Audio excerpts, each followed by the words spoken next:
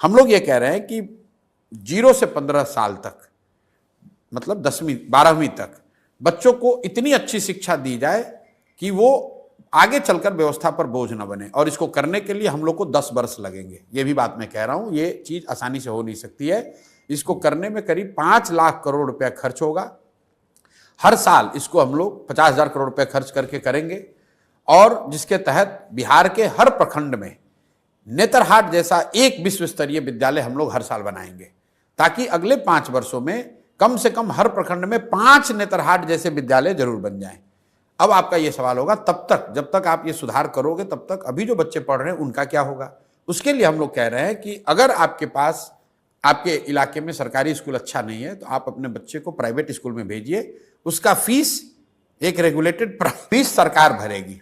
तो जन स्वराज की शिक्षा को लेकर ये जो सोच है कि 15 साल से कम उम्र के बच्चों को इतनी अच्छी शिक्षा दी जाए ताकि वो व्यवस्था पर आगे चलकर बोझ ना बने। और अच्छी शिक्षा देने के लिए rather than making school in every village, we are saying कि हर प्रखंड में 5 से 10 अच्छे विद्यालय बनाए जाएं और लोगों को बस की सुविधा दी जाए, स्कूल बस की, ताकि बच्चे अच्छे स्कूल तक पहुंच सकें।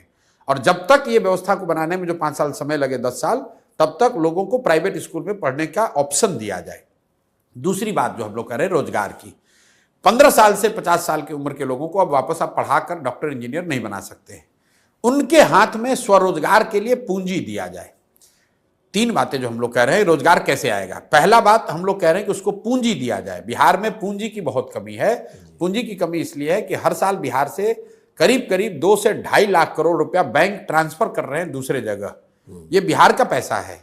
बिहार का अगर सीडी रेशियो आप देखेंगे तो यहाँ देश के सीडी रेशियो 70 है, यहाँ पर 40 है। उसका मतलब यह है कि बिहार के लोग जो पैसा बिहार में जमा करते हैं, बैंक वो पैसा बिहार में इन्वेस्ट न करके बिहार के बाहर करते हैं। पिछले वर्ष बिहार में 4,21,000 करोड़ रुपया लोगों ने जमा किया बैंकों में। बैंकों ने लोन के तौर पर 1,61,000 करोड़ रुपया वापस दिया। बाकी पैसा कहां गया? बाकी पैसा चला गया गुजरात, कर्नाटक, तमिलनाडु, मध्य प्रदेश, महाराष्ट्र, जहां पर लोगों उद्योग धंधे लगा रहे हैं। तो हम लोग की सोच ये है कि 3 चीज करके यहां रोजगार, स्वरोजगार पैदा किया जा सकता है। पहला, बैंकों के साथ मिलकर काम किया जाए ताकि यहां पूंजी उपलब्ध हो। ये 2 लाख करोड़ रुपया जो बिहार के लोगों का पैसा है जो बाहर जा रहा है वो बिहार में ही रहे। बिहार के लोगों को लोन मिले ताकि लोग अपना घर बनाएं, उद्योग लगाएं, कृषि में काम करें। दूसरी बात हम लोग कह रहे हैं मनरेगा को कृषि से जोड़ने की, कि जो मनरेगा का पैसा है, मनरेगा का मजदूर है, जो भी किसान बिहार में फूड ग्रेन से मूव होके कैश क्रॉप की ओर जाएगा, उसको मनरेगा का किसान नहीं, मनरेगा के तहत उसको मजदूर फ्री दिया जाए।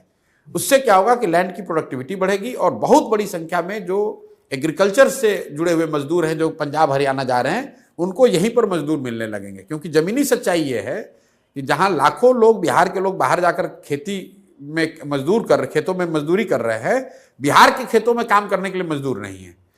तीसरी बात हम लोग कह रहे हैं कि बिहार में हर साल कम से कम 1 लाख परिवारों को 4% के ब्याज पर लोन दिया जाए, ताकि ये लोग इंटरेस्ट सबवेंशन स्कीम लाने की बात कर रहे हैं, ताकि 6,000 करोड़ रुपया या 7,000 करोड़ रुपया अगर सरकार पैसा दे दे ब्याज उनके बिहाफ में, और 4,000 करोड़ रुपया अगर जनता दे, तो 1 लाख करोड़ रुपया लोगों के हाथ में मिलेगा स्वरोजगार। तो हम लोग का मंत्र जो है वो शिक्षा और स्वरोजगार, पैसा और पूंजी, ये 2 चीज से बिहार का सुधार हो सकता है। जब लोगों को शिक्षा होगी और उनमें काम करने के लिए उनके पास पूंजी होगा तो अपने आप बिहार में तरक्की होगी, अपने आप रोजगार आएगा, पलायन रुकेगा।